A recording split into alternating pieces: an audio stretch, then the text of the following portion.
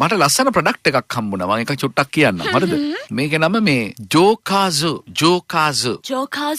ඔව් ජෝකාසු. මේක waste water management system එකක්. okay. ඔය දැන් ජපානයට බෝම්බ දාලා ජපානේ විනාශ වෙලා එක කාලෙකදී කොහොම හරි ජපානේ ඉතාම ශීඝ්‍ර දියුණුවකට යනවනේ. ජපාන්නු මේ කොන්ක්‍රීට් වලටයි යකඩ වලටයි පුදුම සමර්ථයෝ කියලා කියනවනේ. ඔයාලා දන්නවද? ඔව් නේ. යකඩ කොන්ක්‍රීට් එක්ක වැඩ කරන්න ජප්පෝ තමයිලු පොරවල්ල ලෝකෙ ඉන්න. හරි. අදට අනිත් එක උන්දලට යකඩ දින ඕන තරම්. හරි. ඉතින් දරා ගන්න බැරි විශාල දියුණුවක් ආවා කියලා කියනවා. ඇවිල්ලා ජනාවාස හැදීගෙන යනවා, නගර හැදීගෙන යනවා. හරි. බැලුමට මතු පිටින් මාර ලස්සනයි ජපාන. එහෙම කාලෙම ජප්පොමයි කියන්නේ. බොහොම කාලයක් යනකොට එකපාරටම එනවා බොන වතුර වලින් 45%ක් අපවිත්‍ර වෙලා කියලා. කාර්මීකරණයේ ප්‍රතිඵලයක් විදිහට. හරි. මිනිස්සු හොගාලා පදිංචුණා. තව බලන්න අපේ දැන් වේස් වෝටර් කියන එක. අපජලය. අපවිත්‍ර ජලය කියලා ගමුකෝ. අපජලය කියවම අපජලය, ඔබේ ජලය, මගේ ජලය නෙමෙයි. අපජලය කියන්නේ අපවිත්‍ර ජලය නිසා වෝටර් සෝසස් ඔක්කොම කන්ටැමිනේට් වෙලා. ඒවට විස ද්‍රව්‍ය ජරාව කලවම් වෙලා විනාශ වුණා කියනවා. 45%ක් වතුර මේ රටේ බොණ්ඩ තිබිච්ච වතුර වලින් 45%ක් බොණ්ඩ බැරි තත්ත්වයට ආවා කියලා කියනවා. මිනිස්සුන්ගේ අපද්‍රව්‍ය ඝන මල අපද්‍රව්‍ය ඒව ඔක්කොම වතුරට මික්ස් වෙන්න පටන් ගත්තා. මිනිස්සු වැඩිනේ. ඒතකොට ඒව ඔක්කොම අයින් කළා දැම්ම වතුර ටික. අහන්නකෝ ඉතින් කතාව අහගෙන ඉන්න. මට කරදර කරන්න එපා මිස්. මං උදේ මාත් ගොඩක් වැඩ කළා අමයින්ගේ වැඩත් කළා මේ. අනේ බව. බැලුණු තාලේ ඔක්කොම කළා මං ඇවිල්ලා තියෙනවා. අපජලය. හරිද? අපජලය නෙමෙයි තොප ජලය. හරිද? හරි අපජලය. 45%ක්. අපි টয়ලට්ස් වලින් එළියට දාන ඒවා. අපි එතකොට බාත්රූම් එකෙන් නාන කොණු කළා හරිය මේ රෙදි හොදලා දාන ඒවානේ. ඊළඟට කිචන් එකෙන් එළියට දානවා. මෙන්න මේ වගේ 3 ක්‍රමයකට අපි ගෙදරකින් අපජලය එළියට එනවනේ. টয়ලට් ෆ්ලෂ් කරපුවාම ඒවෙන් එනවා. මල ද්‍රව්‍ය අර මේ ඔක්කොමත් එක්ක එනවා. උදේ පාන්දර පොඩ අමාරුයි. කරන්න හොඳයි ඉතින් කිව්වහම මොකද? ඒකනේ. ඒතර කිචන් එකේ කපලා කොටනවා දානවා හොදි හලනවා නේද? ඔකම දානවා හොදි හොදලා රෑෂ් කාලා හලා දානවා නේද? නානවා අරෝමියා කරලා ඔක්කොම යනවා රෙදි හොදනවා ගලේ ගානවා ඔක්කොම සබන් ටික හොදලා දානවා. බාත්රූම් එක ලස්සනට පිරිසිදු කරලා වතුර ටික ඔක්කොම සබනුයි අරෝමියා කෙමිකල් සේරම හොදලා දානවා නේද?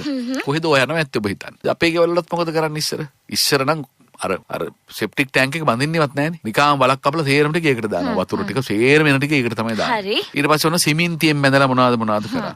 සිමෙන්තියෙන් නිකන් කොටස් දෙකකට වෙන් කළා වගේ ඔහොමත් අපි කරනවා. අදටත් අපේ එහෙම ලොකු පිළිවෙලක් නැහැ. ඔව් නේ.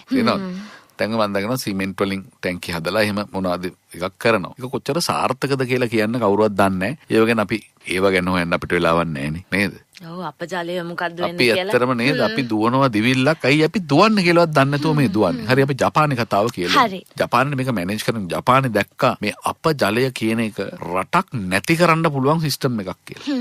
ඔයා කියන්නේ ඉතින් බොන්න තියෙන සියලුම වතුර කන්ටැමිනේට් වෙන්න ගත්තාම ඔයා මොනවද බොන්නේ? ඒකනේ නේද? වතුර කියන එක ඔයා හිතන්නේ මොන තරම් විශාල ප්‍රශ්නයක්ද ඔයාට හිතා ගන්න පුළුවන්ද? බොන වතුර නැති වෙන එක.